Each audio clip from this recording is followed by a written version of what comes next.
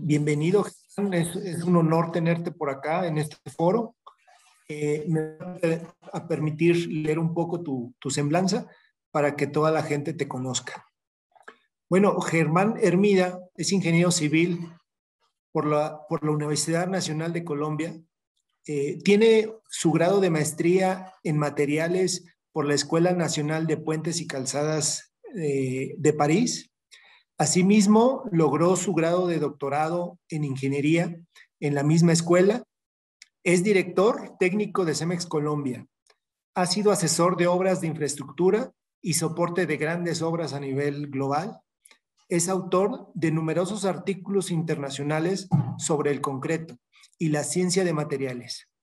Ha sido conferencista invitado en el ACI en Estados Unidos, ICOL en China, CITED en España. Fue galardonado con el Premio a la Excelencia en Investigación Profesional en el Concreto. Sus temas de investigación se han concentrado en los últimos años en concreto compactado con rodillo, cambios dimensionales en el concreto, inhibidores de retracción y aditivos de última generación con mínimas cuantías de pasta.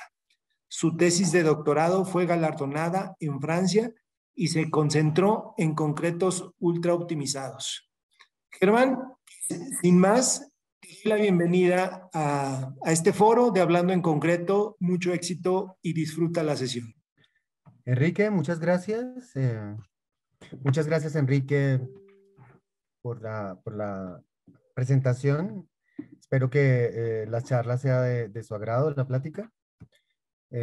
Hoy vamos a hablar básicamente de la resistencia del concreto. Parece un tema no muy original, pero espero que esta aproximación les ayude a comprender mejor el material. Entonces vamos a empezar entrando de una manera solemne a un sitio importante. Como ustedes se dan cuenta, estamos en el centro de una de las catedrales góticas más impresionantes construidas por el ser humano. No es en Alemania, no es en Inglaterra y tampoco es en Francia. Esta catedral, que se remonta al siglo XIV, es una catedral hecha en España, en la isla de Mallorca. Para digamos, para los amantes del arte gótico, pues la CEU, porque así le llaman, y aquí es donde se casan los reyes españoles y demás, tiene la altura en el centro de la nave, es la segunda más alta del mundo, después de Beauvais, que es la catedral más alta, pero está a punto de caerse porque ya ahí llegaron a los límites, es así en Francia, y le gana por pocos centímetros a la de Milán. ¿Por qué estamos hablando de semejante catedral? Bueno, porque hoy vamos a hablar de esfuerzos de mecánica, de compresión, y la verdad es que empecé a buscar un poco en la antigüedad un elemento, un elemento que tuviera un grado de solicitación mecánica alto. Es decir, que estuviera a unos niveles de compresión, sometido a unos niveles de compresión importantes. Y la CEU, siendo una de las más altas del mundo, cumplía bastante con las características que estaba buscando. Si ustedes se dan cuenta, estas pilas que ven acá tienen una altura, como dije, cercana a los 40 metros y son las pilas, eso sí, más esbeltas hechas durante esta época. ¿Sí? De esta época que es la Edad Media. Entonces tienen una relación altura-diámetro de 14.6 veces la altura del diámetro. ¿Y qué? Bueno, uno dice que es muy alta o muy delgada, o es como una aguja. Lo que sí es cierto es que el nivel de esfuerzo, el área es pequeña, la separación entre las columnas es importante, es decir, que esa área está sometida a un esfuerzo bastante importante de compresión, porque tiene que pues asumir toda esta área, ¿no? Y se concentra, mejor dicho, la carga en un área pequeña. Entonces, ese es un elemento de la compresión. ¿Y por qué es interesante saber esto? Bueno, porque, digamos, un constructor que se enfrenta a semejante reto tenía que estar seguro que la roca que hubiera escogido para tallar fuera lo suficientemente resistente para soportar esa carga. Y no podía, era muy peligroso o muy arriesgado que la construcción estuviéramos terminando el techo y la roca que está aquí abajo soportando todo el peso se empezara a estallar. Entonces yo quería entender sinceramente cuál era el nivel, cuál era el esfuerzo que estaba resistiendo esa roca. porque un constructor tenía que escoger una roca que se dejara trabajar, pero al mismo tiempo que fuera lo suficientemente resistente. No es un problema sencillo, tiene su complejidad. Entonces encontré un trabajo de investigación, que es este que está acá, perdón, es un trabajo de doctorado, entonces, donde el estudiante le dedicó 4 años de su vida, en este caso se llama Ali Mohamed, y publicó en el 2015, y lo que él hizo fue modelar la catedral completa, ¿no? Entonces, ¿cuáles son las cargas? ¿Qué pasa con las cargas de viento? Etcétera, etcétera. Y bueno, él modeló y calculó los esfuerzos con viento, con algo de sismo, etcétera, etcétera. Bueno, los esfuerzos, recordemos, viajan, ¿no? O sea, el peso se va transmitiendo de elemento en elemento, se va acumulando y llega hasta abajo, ¿no? Y se transmite, porque esa es nuestra amiga la gravedad, ¿no? Se transmite a través de, y aquí este grifo también nos ayuda a bajar el esfuerzo, ¿no? Entonces, a pesar de esto, de todos los esfuerzos, ¿no? Y los esfuerzos importantes de viento, ¿cierto? Los esfuerzos en la base, en el punto más exigido, oscilan entre 22 y 45 kilogramos centímetro cuadrado a la compresión. Esa es la conclusión del trabajo. Es decir, el esfuerzo que tenía a la que estar sometida la roca estaba entre 22 y 45 kilos por centímetro cuadrado. Si digerimos un poco la cifra, nos damos cuenta que es bastante pequeña. Y si entendemos que una roca, digamos, de origen sedimentario, algo no muy extraordinario, tiene una resistencia a la compresión antes de estallar de 500 kilogramos centímetro cuadrado, pues estamos realmente exigiéndola poco. Bueno, pues, y aquí les traigo justamente una foto de la época. Aquí justamente están construyendo una catedral. Entonces aquí vemos a los diferentes personajes. Entonces este está subiendo si ven mi cursor. Bueno, lo puedo activar aquí sin problema. Acá. Este personaje está en un oficio bastante peligroso, ¿no? Subiendo una carga acá, las piezas se llaman piezas de sillería, como dirían en España, ¿no? Es decir, las piezas de mampostería para pegar acá. Pero la historia empieza acá, en donde este personaje tiene que medir, alinear, tallar, un trabajo tremendo, ¿no? Que consume horas, hombre, porque tiene que lograr que las 6 caras de este paralelepípedo queden suficientemente planas. Esta personaje, por ejemplo, eh, pues tiene que tallar la madera que sostendrá las formaletas. Este personaje está haciendo un oficio que es muy nuestro, muy de Cemex, ¿no? Y si ustedes se dan cuenta que hay un canasto, está justamente haciendo mortero, sí, y lo está haciendo con caliza quemada, y por eso es blanco. Y si nos acercamos un poco, vemos este instrumento. Cuando yo vi esto por primera vez, reconocí, como le decimos, el palustre. Dios mío, esto tiene 1000 años. Entonces, la siguiente vez que entré a una ferretería, yo vi un palustre colgado en la pared y lo vi con un respeto que yo dije, wow, qué instrumento qué proeza de diseño que ha aguantado toda esa cantidad. ¿No? Y bueno, por supuesto, el político también aquí está parado, que es el que no está financiando porque estas eran obras privadas, pero bueno. De todos modos, siendo el edificio más grande, siendo el rascacielos de la época, realmente los materiales no estaban muy exigidos y esa es tal vez la conclusión. Sin embargo, el ánimo constructor empezó a hacer estructuras cada vez más exigentes, cada vez más sometidas a cargas, y este también es un ingeniero, que es el fundador de la escuela, se llama Juan Rodolfo Perone, de la Escuela de Ingeniería Civil de Francia, y aquí él mismo dibujó, él hizo un puente muy famoso, que es un puente sobre el río Sena, en roca, y ese puente tiene unas solicitaciones más altas. Entonces, ¿esto qué es? ¿Qué estamos viendo acá? Bueno, estamos viendo una máquina que él diseñó en la escuela. ¿En qué época? 1760, en donde tenemos 2 brazos. Si ustedes, lo voy a animar, aquí está. Esto que ustedes ven acá, esto, está pivotado en un eje, de modo que todo este brazo le pongo peso, multiplica pues la carga. Entonces, esto es como un balancín. Entonces, el extremo que no vemos, que está metido allí, sube aplastando algo que está acá. Esta otra cuerda, ¿cierto? Tiene una polea, baja también con peso, le da vueltas a un tornillo, que es este, que aprieta un espécimen que han tallado. Estas son rocas, si se dan cuenta, hay cubos, cilindros, la primera prensa mecánica, en donde él cuantifica la carga con estas pesas y entendiendo aquí la palanca, y mide la resistencia de estas rocas. Es la primera vez que se intenta cuantificar y entender los límites del material para saber hasta dónde puedo exigirlo, ¿sí? Entonces, ese es un otro esfuerzo por entender los límites del material y por ende los límites de la estructura. Bueno, el cemento Portland llegó pues a la primera mitad del siglo XIX y bueno, y con el cemento Portland llega el concreto y pues la explosión del uso de concreto pues no ha parado de crecer desde entonces.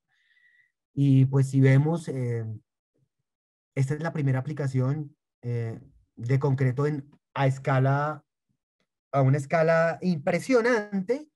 eh, los primeros, y llevaba muy poco tiempo el concreto moderno siendo utilizado como de una manera similar a como hoy en día lo usamos, ¿no? Estamos hablando de nada más y nada menos que las esclusas del Canal de Panamá.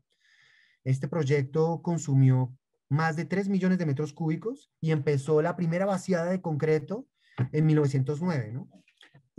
Bueno, se utilizó durante 5 años y se hicieron pues estos muros de concreto que ustedes ven acá. Es la primera vez que se usaban formaletas mecánicas.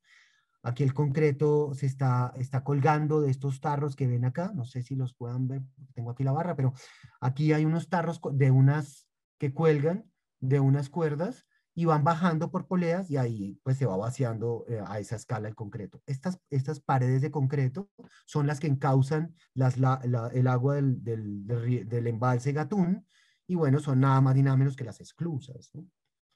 Entonces, ¿por qué estoy hablando del concreto? Pues porque estoy hablando de su nacimiento. Y en ese momento también a los constructores les interesaba, como hoy, hacer un material más resistente, más impermeable, de baja permeabilidad, ¿no? Esta es una imagen del equipo de ingenieros en esa época. En el centro tenemos a Fernando Lesseps, que en realidad era un diplomático, no era ingeniero. Bueno, pues tenemos entonces uno de ellos, si ustedes se dan cuenta aquí, digamos, la forma en que se afeitaba me parece interesante, esto también, a principios de 1900. Este ingeniero se hace una pregunta, reflexiona y piensa, ya, pero ¿de qué depende la resistencia del concreto, ese material tan costoso? Porque era mucho más costoso de lo que es hoy, pero mucho, por metro cúbico. Ese cemento se fabricó en Nueva York y viajó en barriles hasta el canal. Entonces, ¿qué se pensaba del concreto? ¿Cómo se entendía el concreto a principios de 1909 en la construcción, ¿no? Justo antes del hundimiento del Titanic, ¿no? ¿Qué se pensaba? ¿Cómo funciona el concreto? ¿Cómo es que da resistencia? Bueno, digamos que algunas tardes sin oficio, a veces me pongo a escarbar en los archivos porque me gusta, y este es un libro, en la biblioteca de Berkeley, que es pública, la ASE, que es la American Society of Civil Engineers, tiene todos sus anales, y bueno, pues encontré este artículo que es una joya, ¿no? Este artículo se llama así, Leyes de proporcionamiento del concreto, escrito por un tal William Fuller y Sanford Thompson, ¿sí? Entonces, ellos escriben cuáles son las leyes para crear un concreto, ¿no? Y su preocupación, su motivación está en creemos el concreto más resistente y más económico al mismo tiempo, ¿no? Esta es una foto que trae el artículo del laboratorio de ellos, hace más de 110 años, ¿no? Ya están haciendo un laboratorio clasificando los tamaños y ellos hicieron de los agregados, hicieron muchos estudios sobre tamaños de los agregados que hoy en día incluso sus modelos seguimos empleándolos, ¿no? Una de las conclusiones de este estudio, publicado en 1904, dice, lo subraya acá, dice que el correcto proporcionamiento del concreto para alcanzar una resistencia consiste en encontrar un porcentaje cualquiera de cemento, pero que sobre todo que el concreto alcance su máxima densidad. Entonces, digamos, uno puede reírse hoy en día y sí, claro, como se reirán de uno dentro de 100 años, pero lo que sí es cierto es que Fuller y Thompson pensaban que entre más denso fuera el concreto, entre más denso fuese el concreto, más resistente era. Y para lograr eso, ¿qué usaban? Usaban las rocas más densas posibles, ¿cierto? Y metían la mayor cantidad de roca posible dentro del concreto. Esa era su filosofía o su creencia, su hipótesis, ¿no?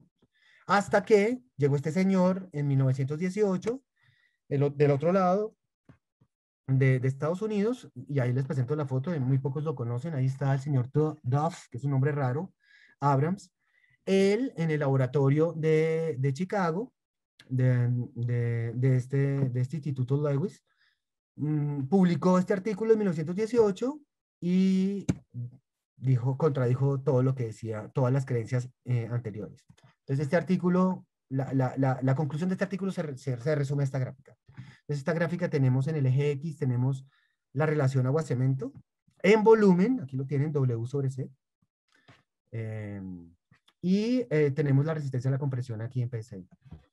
Entonces, y lo que hizo Abrams en ese momento fue hacer diferentes concentraciones de cemento y agua con agregados. Entonces, por ejemplo, aquí puso una pasta pura, que son las X, y jugó con pastas puras, diferentes tipos de pastas. Después a la pasta, después puso uno de cemento y puso un tercio de agregados, ¿cierto? Y cada vez fue metiéndole más agregados, si se dan cuenta, pues realmente cualquiera de estas variaciones no tuvo ninguna influencia en lo que realmente estaba pasando y es cómo va cambiando el tipo de pasta. Entonces, él publica esto y boom, ¿no? Se mueve todo y dice, oiga, ¿cómo así? Dijo, no es la cantidad de agregados, no es la qué tan duro es el agregado, ¿cierto? Pero cuando publica esto, pues muy bien, digamos, resolvió un poco el enigma, pero también confundió a todo el mundo, ¿sí? ¿Cómo así? Sí, confundió un poco. Porque, digamos, un parámetro relativo es un parámetro un poco confuso, ¿cierto? Pero vamos justamente a aclarar algunas de las cosas. Algunas no, vamos a tratar de verdad de desentrañar cómo funciona la mecánica del concreto. Entonces, realmente para poder entender el material de una manera más clara, ¿sí? El material, hay que plantearse el problema de una manera bifásica. Entonces, ¿cómo así bifásica? Sí. El concreto, en realidad, la gente lo ve descuartizado todo el tiempo. O sea, ve un polvo, ve un líquido que sale cuando usted abre la llave, ve una arena, ve una grava y empieza a jugar con esas variables. Y se confunden y se hacen un 8. En realidad, el concreto es más simple. El concreto está formado por dos partes, lo que es la pasta, que está ahí en la foto, que nadie la ve nunca, y la incrustación dura. La incrustación dura, no importa el tamaño, puede ser pequeña, mediana, grande, grandísima, ¿qué importa? ¿De acuerdo? Y digo dura porque es más dura que la pasta. Entonces, eso se llama visión bifásica. ¿Mm? Bueno, pues bien, veamos. ¿Y qué? Bueno, pues vamos a hacer un ejercicio que hacíamos con Enrique hace algunos años. Aquí está. Bueno, el ejercicio es así. Aquí podemos tener una visión de 4 tipos de concreto, ¿sí? Entonces, si ustedes se dan cuenta, son idénticos. Tienen la misma cantidad de pepas, el mismo tipo de pepas. Y si vemos el problema bifásico, pues hay una parte gris y una parte roja. Ok, la parte gris es la pasta de cemento y la parte roja es la incrustación. Que en un momento dado en la vida alguien dijo 5 milímetros o 4,76, de ahí para abajo se llama arena y de ahí para arriba se llama grava, eso no tiene importancia, ¿sí? Yo puedo inventarme un nuevo tamaño. De 20 milímetros para arriba le vamos a llamar gravón. Eso no importa, ¿sí? Es una incrustación dura, punto. Entonces, lo que estamos viendo en la imagen es que tenemos diferentes tipos de pegante. Ah, sí, claro, por eso es que el gris cambia de tono. ¿Y qué? Bueno, veamos. El pegante está caracterizado por, pues lo podemos llamar de muchas maneras, pero una forma de hablar de él es simplemente hablando de su composición. Entonces, ese pegante tiene en su interior una concentración de cemento, ese pegante tiene una concentración de agua, etcétera, etcétera, no importa. Y bueno, desde la publicación de 1918 se ha adoptado una relación másica entre el agua y el cemento. Entonces tenemos un pegante .75, .65, .55 y 45. Listo. Entonces, realmente lo que dijo Abrams hace 100 años, ¿sí? Es que la resistencia a la compresión depende, lo que dijo realmente y de una manera clara es que no depende de los agregados. ¿Cómo? No depende de los agregados o las incrustaciones duras. Ah, ok.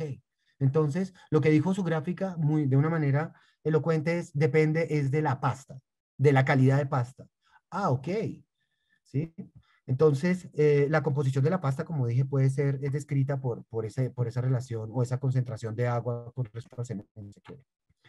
Bueno, ahora vamos a hacer algo distinto y vamos a hablar de la calidad de la pasta. Perdón, vamos a hablar de la cantidad de la pasta. Ya hablamos de la calidad. ¿Sí? Entonces, bien, hagamos ahora sí. Este fue lo que hicimos hace unos tiempo con Enrique. Cuando yo llego a este momento, a esta imagen, suelo preguntar qué concreto da más resistencia. Y dejo que lo piense.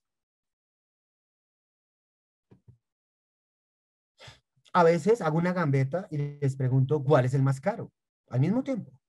Entonces, sí, el más caro es el de la izquierda y el más barato es el de la derecha. Claro, porque lo caro es lo gris. Ok. Pero ¿cuál dará más resistencia? Bueno, la respuesta es esta. Todos dan la misma resistencia. ¿Sí? ¿Por qué? Porque todos tienen la misma pasta. No importa la cantidad de pasta, sino la calidad de la pasta. ¿Sí? Entonces, eso es algo que choca un poco, ¿no? La gente, wow, pero un momentico, no entiendo. Entonces me toca hablarles el idioma de la calle, el idioma descuartizado, el idioma cemento y agua. Entonces vamos a hablar de cuánto cemento, polvo, tiene este concreto. Ah, es una lecha. Tiene este concreto por metro cúbico. Tiene 1100 kilos de cemento por metro cúbico. De eso. Este tiene 700 kilos de cemento, porque aquí le hemos metido esto rojo, ¿no? Este tiene 300 kilos de cemento por metro cúbico. Este tiene 230 kilos de cemento por metro cúbico, ¿sí? Y si calculamos la cantidad de, bueno, este por supuesto es más barato, ¿cierto? Pero ¿cómo así que este da más resistencia? No, no da más resistencia. Todos dan la misma resistencia. Todos tienden a creer que la pasta da más resistencia. No, porque es más cara. No, no, no da más resistencia. Solo que hay un pequeño detalle.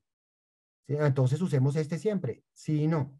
Porque hay una segunda propiedad que no es negociable, que es un sine qua non, que es la tenemos sí o sí, porque si no, no podemos usar el material. Y es la segunda propiedad que llamamos segunda propiedad madre. Estas son las dos propiedades madre del material, ¿cierto? La resistencia y el asentamiento. A medida que tenemos menos pasta, ahí está en verde lo que pasa con la segunda propiedad madre, o la primera, le llamamos la propiedad madre número uno.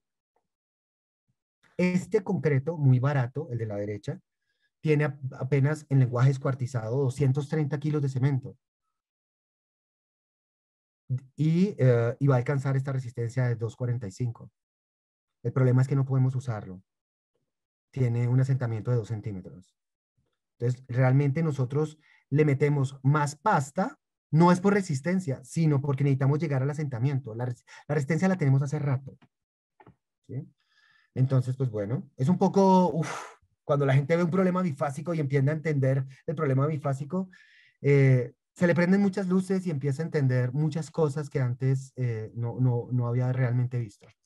Entonces, de acuerdo, sí, la resistencia del concreto depende de la pasta. En realidad, de la resistencia de la pasta. ¿Y por qué? Porque la pasta es el punto débil. La pasta es el punto débil del conjunto. Pero entonces no entiendo, o sea, ¿qué hace? O sea, bien, la resistencia, vamos a repetirlo, la resistencia al concreto depende de la pasta. En realidad, de la resistencia de la pasta. Pero, pero entonces, ¿qué hace a una pasta más resistente que otra? Uy, esa pregunta es fuerte. Esta es más fuerte. ¿Cómo es que una pasta resiste? Son preguntas fuertes que no están en los libros, de hecho. Vamos a responderlas. Para esto traje un amigo. Aquí se los presento. Ese amigo tiene una visión, unos ojos impresionantes, o sea, unos ojos muy superiores a los del ser humano. Y este amigo va a ver el polvo mágico, que es fruto de la tecnología, que es el que conocemos, ¿cierto? El cemento. Lo vamos a ver de cerca. ¡Wow! Ahí está. Em, si ustedes se dan cuenta, esta longitud en azul, la parte vertical son 200 micras. Uy, ¿eso qué es? Y la parte horizontal son 256 micras. 256 micras o 250 micras es un cuarto de milímetro. Ok. Pero se me lo imagino, un cuarto de milímetro. Uf, me cuesta imaginármelo. Los invito a que intenten imaginarse un milímetro. ¿Listo? Ahora intenten partirlo por la mitad en su mente. Eso lo podemos hacer. Partirlo a una cuarta parte, también, casi, casi. Pues es esto lo que está viendo nuestro amigo. Un cuarto de milímetro, esta magnitud que está aquí en la horizontal. ¿Sí? Y ese es el tamaño del cemento, justamente. Él está viendo todas esas partículas, ¿sí? Y tiene un filtro de color en sus ojos muy poderoso, en donde el café, señores, no es otra cosa que ese concreto que predomina, que es el color que predomina en este polvo, es un matrimonio entre átomos de calcio, sílice y oxígeno, ¿sí? Calcio y sílice es un revuelto, es un matrimonio de vidrio, de calcio, sílice y oxígeno. El azul también es otro matrimonio de calcio y sílice, pero en otra proporción. El gris es calcio, aluminio y oxígeno, el gris. Ok. Y el blanco, que es, bueno, marginal, bueno, ese nos ayuda a otras cosas, después de, no tan importantes en lo que estamos hablando hoy, pero nos ayuda. El yeso es el amarillo para que no se nos endurezca muy rápido, ¿cierto? Y bueno, tenemos otras cosas por allí que no vale la pena detallar, lo importante es eso. Bueno, vamos a ver realmente en el microscopio de luz transmitida cómo se ve ese grupo de calcio y sílice. Son estas partículas amarillas, las cafés son estas amarillas. em, Son estas amarillas que están acá. Si ustedes se dan cuenta, tienen 6 lados. 1, 2, 3, 4, 5, 6. Bueno, este se rompió. Realmente cuando los alemanes vieron esto por primera vez en el microscopio, le dijeron Klinker, que significa en alemán vitrioso. Entonces se nos quedó esa palabra para siempre tan horrible, se llama Klinker, ¿sí? Que en alemán significa vítreo, ¿de acuerdo? Porque sí, así se ve. Este es el café, estas amarillas. No voy a entrar con nombres científicos porque no vale la pena, ¿no? Sí, esta otra que es la circular oscura, también es un matrimonio, en este caso es un trío, ¿no? Bueno, este es un cuarteto, este es un trío calcio y sílice, ¿no? Y bueno, aquí adentro en la matriz también tienen las otras cosas. Eso es. Bien. Bueno, les presento a nuestro amigo, es un gato. Este felino curioso sigue los pasos de ese polvo. Y ese polvo termina finalmente en un camión mezclador de concreto. Se inclina y observa de cerca. Se agacha aún más. Quiere olisquearlo. Mala idea. Gato impertinente. Ni siquiera aúlla. Se sacude e intenta escapar, pero solo consigue hundirse más y más. Empieza así un viaje algo agitado, pero sin perder la calma, el gato contempla y lo puede ver todo al interior del concreto. Bueno, ¿qué está viendo nuestro amigo? Nuestro amigo, que repito, tiene unos ojos poderosos. La partícula que era café y que es realmente amarilla al microscopio, pues la pinté aquí púrpura porque no había otro color allí, pero tiene un diámetro equivalente, si se quiere, de este tamaño, 10 micras, una centésima de milímetro, señores. Les presento el cristal más importante del cemento, y el cemento Portland es clinker con sabor a yeso, clinker y yeso, ¿cierto? Entonces, este es el elemento más importante. Bueno, y pues ahí está la fórmula completa para los químicos de rigor, ¿de acuerdo? El resto es una simplificación. Bueno, quería poner al lado un material que también usamos en construcción, que es el humo de sílice, que es 100 veces más pequeño que el cemento. También lo usamos, cuidado a los pulmones, el humo. Y también usamos otra partícula aún más pequeña que es esta negra punteada, que es nanosílice suspendida, esta, que es todavía más pequeña. ¿Y para qué hice ese ejercicio? Porque quería entender el tamaño del átomo de calcio dentro de este cristal. Entonces, en este punto negro que ustedes ven acá con la punta de mi flecha cursor, en ese punto negro, ahí caben uno al lado del otro 30 átomos de sílice. Entonces, en este puntico chiquitico, ahí caben 30 átomos de sílice. Imagínense cuántos millones de átomos hay metidos en un cristal de 10 micras. Esa es la relación entre el átomo y el cristal. ¿De acuerdo? Ese, señor, es el cemento clinker con sabor a yeso. Este es el clinker que producimos en los hornos todos los días, hornos que no paran y que es un matrimonio atómico hecho por el hombre. Bueno, pues este matrimonio atómico hecho por el hombre convertido en un cristal, pues recordemos que pasó por una temperatura terrible, pues lo metemos en el agua. ¿Y qué? Bueno, aquí están nuestros hexágonos, aquí están los antiguos partículas café suspendidos en el agua. Entonces, cuando pasa un minuto, no se la creen, las partículas dicen, ¿agua? O sea, ¿en serio agua? Entonces queda un poco atontado la partícula, pero ya los átomos empiezan entonces a reaccionar con los otros átomos de hidrógeno y oxígeno. ¿Y qué pasa? Pues empiezan a crear un sólido nuevo. Al cabo de 3 horas tenemos una pequeña pelusa de césped alrededor de cada partícula de este clinker con sabor a yeso. Y esa primera hidratación es la que hace que el concreto se caliente muy rápidamente y pase de estado fresco a endurecido. Es lo que conocemos como el fraguado. Es un sólido muy, muy especial. Y después, ya cuando pasan 12 horas, y después pasan los días, empiezan a salirle otros sólidos a la superficie de cada partícula mucho más grandes, que parecen agujas. Yo les digo los erizos, porque se parece a los erizos de mar. Y también salen estas tablas blancas que ustedes ven allí, suspendidas. Y al cabo de 28 días o 4 semanas, los erizos, esos hidratos, esos cristales, esos rayos, esas espinas han crecido más. ¿De acuerdo? Un momento, Germán, ¿y por qué no hay un video de YouTube en donde yo pueda ver esto? Porque no les cuento cuánto tiempo me pasé dibujando cada uno de estos rayos, ¿no? Para mostrarles esto. ¿Por qué no hay un video? Simple y llanamente, no hay un video, ¿sí? Porque los microscopios electrónicos de barrido obligan a que la partícula esté seca, no funcionan con agua adentro. Entonces nos hemos perdido en la película.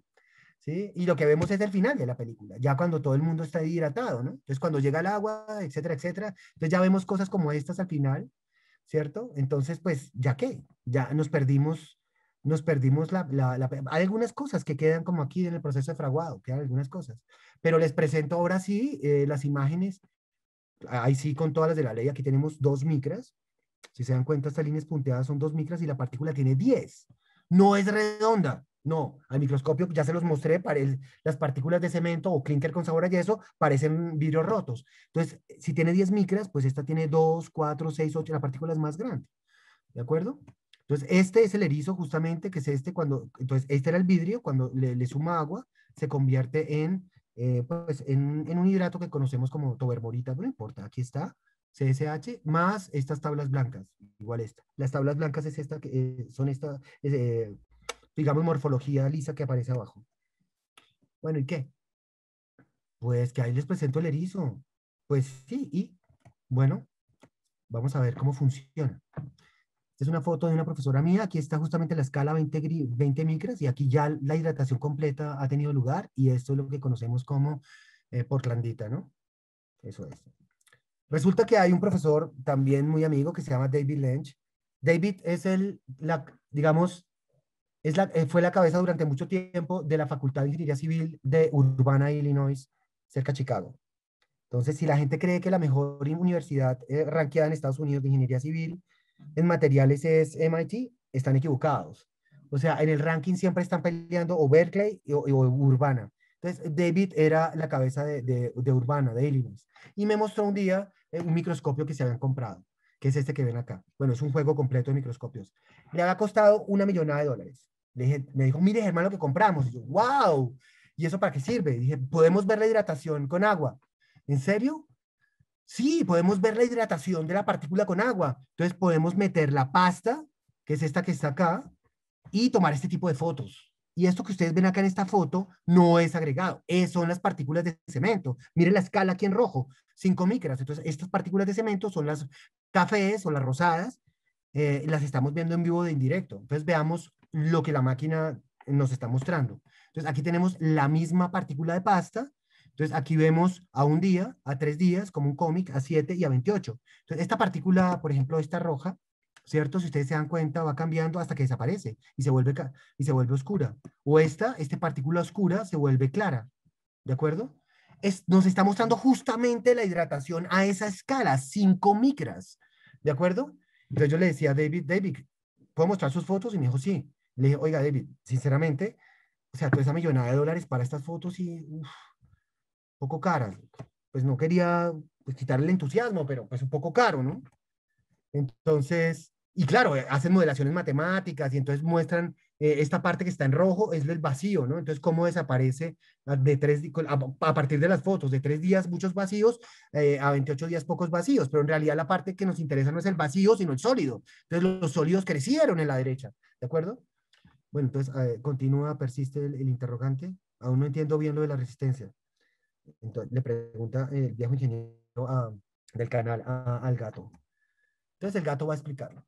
Vamos a explicar cómo es que realmente funciona la resistencia. ¿Listo?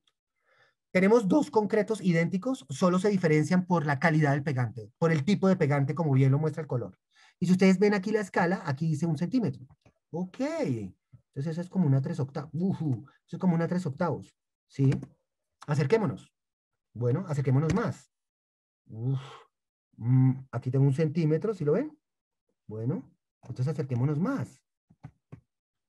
Más. Está rebelde. Ok, bien. Aquí tenemos 1 centímetro en negro, tenemos 1 milímetro en azul y en púrpura tenemos 1/10 de milímetro. Ver 1/10 de milímetro no lo hace el ojo humano, no lo puede hacer. Esos son 100 micras. No, no nos alcanza hasta allá el ojo. Vamos a acercarnos aún más, es decir, va a crecer el azul. Aquí les presento si pudiésemos ver el milímetro de este tamaño y 1/10 de milímetro, como lo muestra el morado, podríamos ver las partículas de clínker, o sea, de cemento, es decir, clínker con sabor a yeso, las podríamos ver porque, mire, el diámetro es aquí 10 micras, ¿ven? Y si se dan cuenta, esto que estamos viendo en realidad es un corte, no es que estén flotando las partículas. Hemos cortado el espécimen y aquí las partículas que parecen estar flotando en realidad se están enredando con otra partícula que sale de la pantalla, ¿sí? O que está atrás de la pantalla. Es una maraña, ¿de acuerdo? Entonces, bueno, y entre estos dos concretos, ¿cuál alcanzará más resistencia? Acerquémonos un poco más. Exacto, aquí estamos viendo lo que pasa. Y justamente aplica lo que acabo de explicar. A la izquierda no están flotando esos erizos, no. Simplemente hemos cortado y esas espinas, esas se están enredando con otro erizo que sale de la pantalla y otra que está detrás, etcétera, etcétera. Entonces vuelvo a hacer la pregunta, porque este es justamente una construcción, un descubrimiento conjunto entre todos. ¿Cuál aguanta más? Pues todos dicen el de la derecha. Y después pregunto, ¿por qué? Y entonces la gente empieza a reflexionar porque ya lo está viendo. Y llegan a la conclusión, y me toca adelantar y decírselas, porque no podemos hablar así, porque hay mayor punto de contacto entre las partes. Por lo tanto, si hay una carga, esa carga se divide o se transmite entre mayores puntos de contacto. ¿Sí? En cambio aquí, a la izquierda, para transmitir la carga a esa escala, pues se concentran unos puntos que están apenas las agujas tocándose y se totean. Y eso se llama, aquí hay menor esfuerzo porque hay mayor área de contacto. Entonces aquí hay menor esfuerzo, con la misma carga, aquí los erizos tienen un esfuerzo menor. Están sometidos a un menor esfuerzo porque hay una mejor repartición de la carga porque hay más puntos de contacto. Entonces lo voy a decir de otra manera. La resistencia del concreto, ¿de qué depende? Entonces, la mitad de las facultades de ingeniería civil, o el 90%, 99% de las facultades de ingeniería civil del planeta, los estudiantes repiten como loras de la relación agua-cemento. No aguantan dos preguntas más y el profe probablemente tampoco. O sea, no aguantan un por qué, no podrían aguantar 3 por qué seguidos esa pregunta. En realidad, y lo voy a decir entonces de una manera diferente, la resistencia del concreto depende de la resistencia de la pasta. Y la resistencia de la pasta depende de la distancia de las partículas de cemento entre sí. O, dicho de otra manera, de la concentración de cemento en la pasta. Y ahí todo se entiende, ¿sí? Ahí entendemos y ya sabemos cómo funciona allí. Es decir, entre más concentramos, acercamos las partículas de cemento, entonces, digamos, el conjunto y los agregados, que son los agregados, bueno, ya los vamos a ver, pero los agregados están embebidos en ese mar de erizos, están atrapados, suspendidos como una constelación de puntos duros. Sí, pero si yo jalo el concreto, los que se rompen son los erizos. Y si yo lo aplasto, los que se rompen son justamente también esos erizos. Si seguimos el símil animal. ¿De acuerdo? Entonces, la distancia entre las partículas de cemento en la pasta es en realidad el parámetro que gobierna la resistencia de la pasta y por ende del concreto. Cuando entendí o cuando tuve esa visión o entendí el fenómeno, ya, digamos, empecé a ver las cosas un poco de una manera distinta, de hecho. Y me paré frente a este edificio en Bogotá, o uno similar, realmente no este porque se lo hicimos después, pero uno similar y me puse a calcular las cargas de las cargas muertas de esa columna para calcular el esfuerzo. Bueno, no importa, hay una historia de esfuerzos, traumatizado uno como sale de la universidad siempre, y le tocas ponerse a hacer cuentas por ahí como loco. Pero lo importante no eran tanto las cuentas, sino que me imaginé que esta columna de un edificio de más de 45 pisos, en realidad era un conjunto de erizos, un enredo de erizos, un masacote de erizos en la base, la que estaba soportando toda esa carga. Ahí están mis amigos los erizos. Ahí está nuestro clinker. Y esa carga calculada ahí, aplastando todos los erizos, ellos, claro, se produce una deformación también transversal, ¿cierto? No solamente una deformación vertical, que es la que, sino una deformación transversal, y ahí está Poisson. Y en este caso en particular, de este edificio en particular, la carga muerta en particular era de 274 kilogramos por centímetro cuadrado en la base de esta columna que está acá justamente, ¿sí?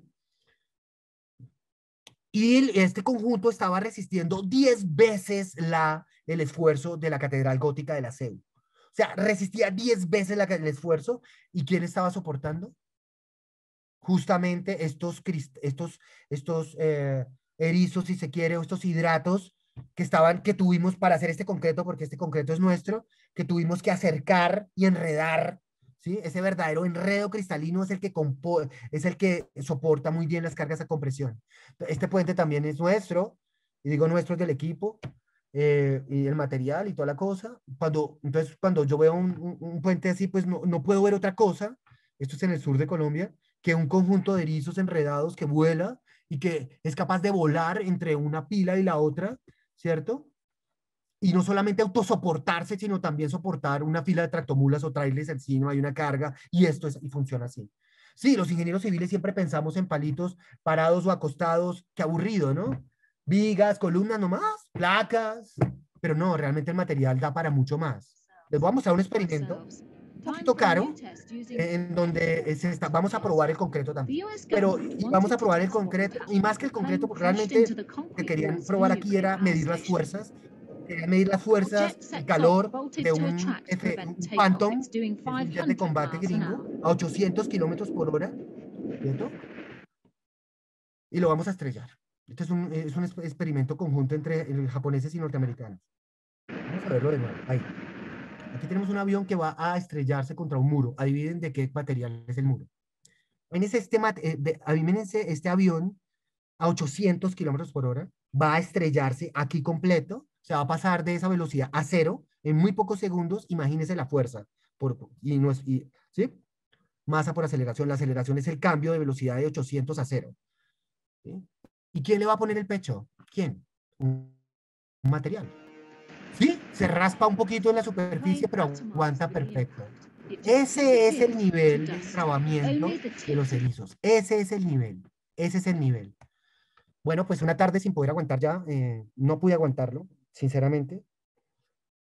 Pues me senté a calcular la distancia entre las partículas de cemento para diferentes relaciones agua-cemento. Aquí está, digamos, las notas de esa tarde. Entonces, digamos, el cálculo es simplemente calcular el número de partículas en un gramo de cemento, ahí están. Y después de calcular el número de partículas, usted tiene la densidad y la geometría. Bueno, no voy a entrar en el detalle matemático. Tal vez lo importante es que aquí, centro a centro, el resultado fue cerca de para esta relación, fue de 12 micras. Acuérdense que esto tiene 10 micras, entonces lo dibujé a escala. Entonces, 10 cuadritos contra 12. ¿De acuerdo? Para esa relación agua-cemento.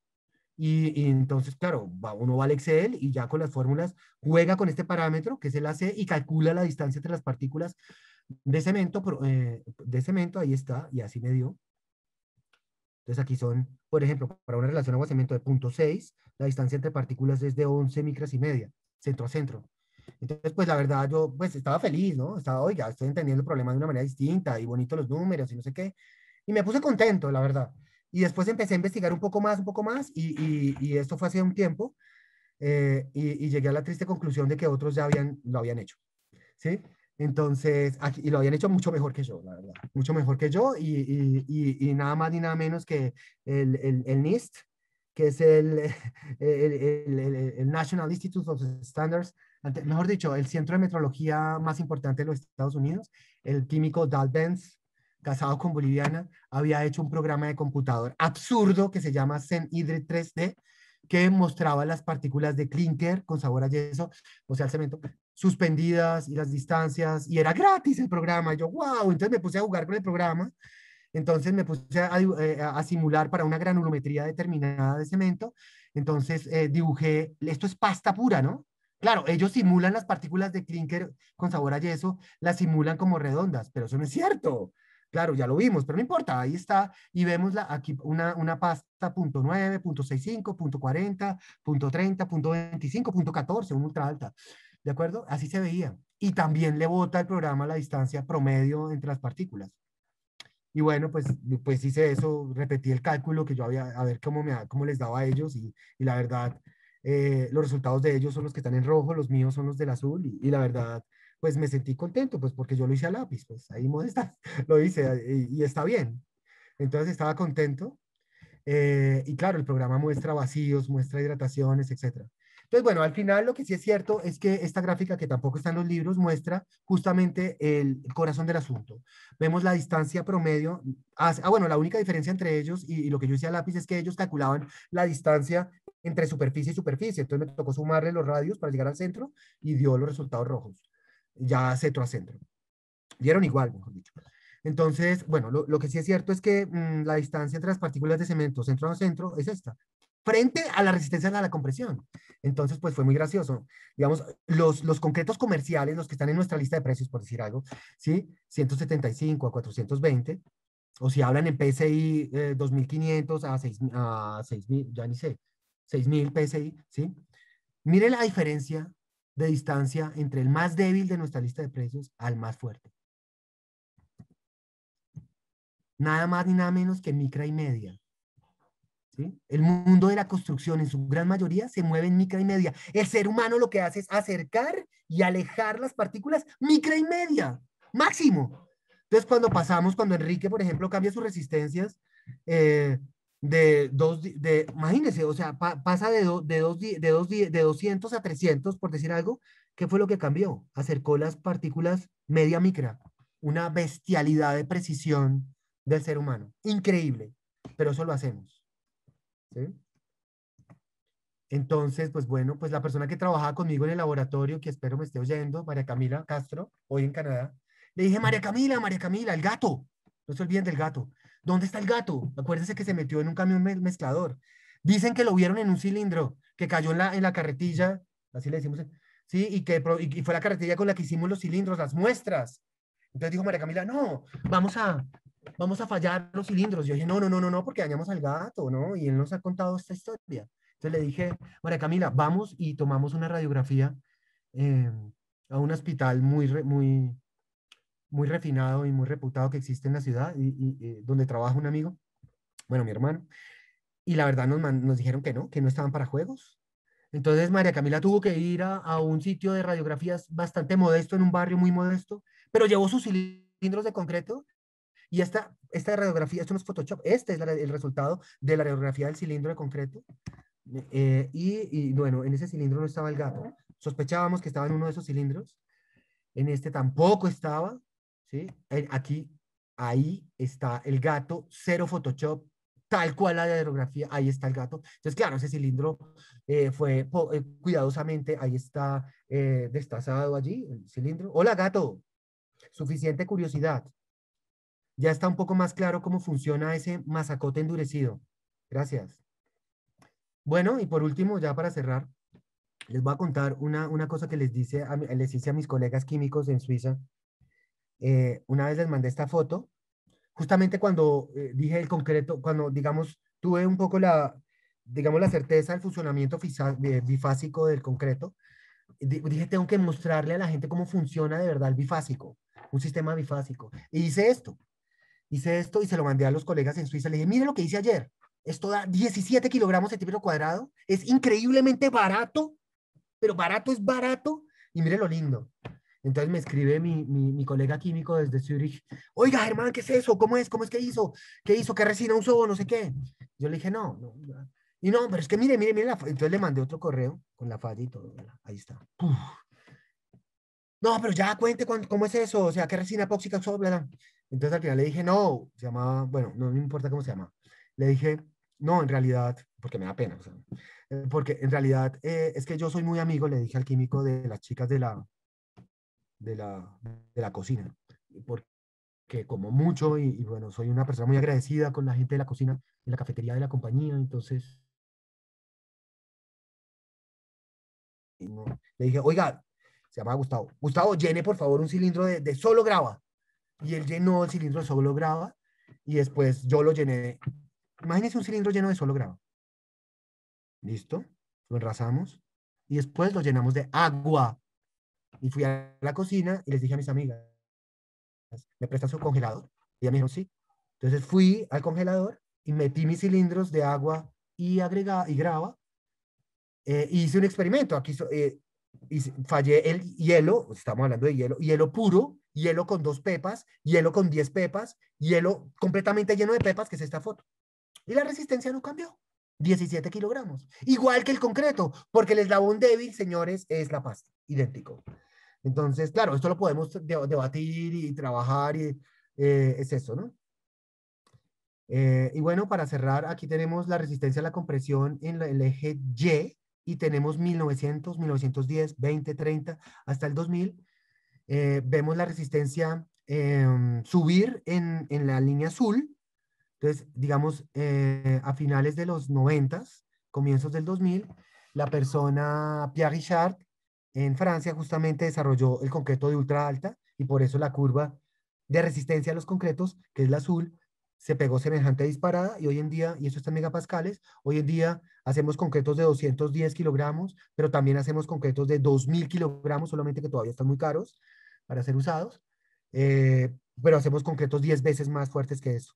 La que está en amarilla es la huella de CO, la huella de CO2, perdón, sí, la huella específica de CO2 por kilogramo por centímetro cuadrado, que va bajando, ¿no? Pero eso no es lo importante. Yo, la verdad, quería contarles la historia de cómo funciona el concreto. Sí, vamos cada vez haciendo concretos más fuertes. En algunos casos, ojo, el punto débil no es la pasta, sino el agregado. Pero no se confundan. Estamos hablando del 1 o 2% de los casos. En el 90%, 95% de los casos, la pasta es el punto débil. Cuando hacemos concretos como de ultra alta o concretos de muy alta resistencia, ya tenemos que empezar a preocuparnos por la resistencia de la grava y de la roca. Bueno, pues es eso. Espero que les haya gustado el viaje. Muchas gracias. Germán, gracias de nuevo, gracias totales. Gracias, buenas tardes y los esperamos en el siguiente Hablando en Concreto.